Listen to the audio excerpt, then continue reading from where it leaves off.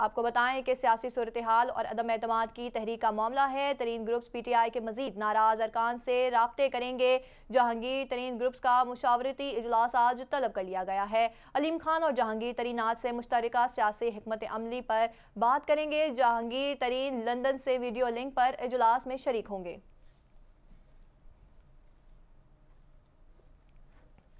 اسی حوالے سے مزید تفصیلات جان لیتے ہیں اینکر پرسن منصور اعظم قاضی سے۔ جی منصور اعظم قاضی، اس حوالے سے بتائیے گا کہ آج کے اس اجلاس میں جو ہے مشاورت ہوگی، اور اس کے علاوہ ذرائع کے مطابق یہ بتایا جا رہا ہے کہ 40 لوگ ہیں جن میں وفاقی وزراء بھی شامل ہیں اور 30 صوبائی وزراء ان میں شامل ہیں۔ تو کیا آپ کو لگتا ہے کہ یہ حکومت کے لیے ٹف ٹائم ہے ایک؟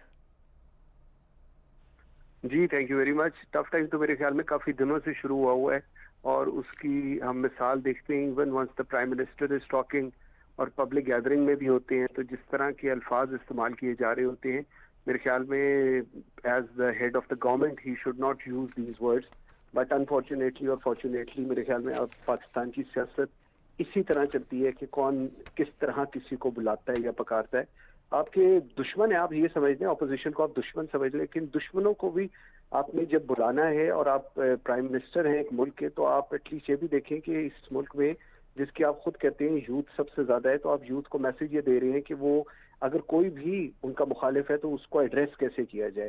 اگر یہ آپ نے ایپیٹائٹ اپنے ملک کے نوجوانوں کی کرنی ہے تو بالکل کریں جی، اس میں تو کوئی دو رائے نہیں۔ دوسرا، جہانگیر خان ترین وہ والا شخص جس نے اور میں یہ اکثر سوچتا ہوں کہ پتہ نہیں یہ آج کیسے آپ کو سب کچھ یاد آ گیا۔ جہانگیر خان ترین وہی تھا نا جو جہازوں میں بٹھا کے سارے ایم این ایز اور ایم پی ایس کو لے کر آتا تھا اور ملواتا تھا ان سب سے۔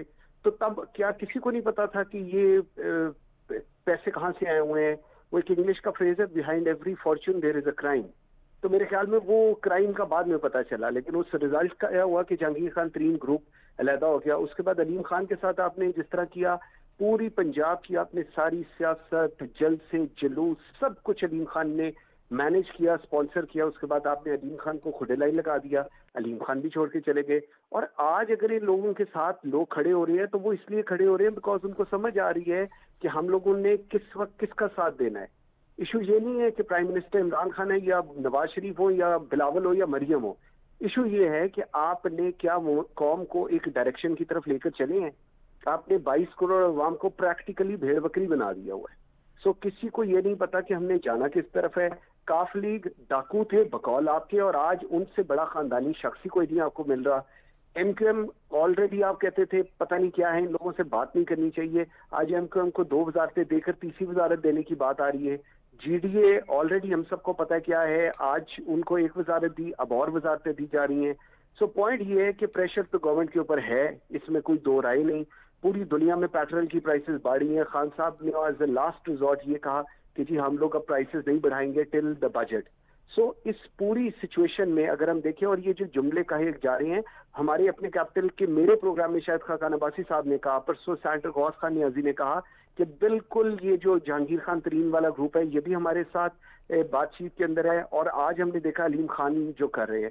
سو یہ ساری میرے خیال میں سٹارٹ ہے اس اینڈ کا جو نہیں ہونا چاہیے تھا۔ میں آج بھی کہتا ہوں کہ اسمبلیز کو اپنا ٹینیور پورا کرنا چاہیے، لیکن انفارچونیٹلی یہ جو ہماری زبان ہے اور ہمارا جو طریقہ کار ہے، یہ ساری جو مصیبتیں ہیں یہ اس کی وجہ ہے۔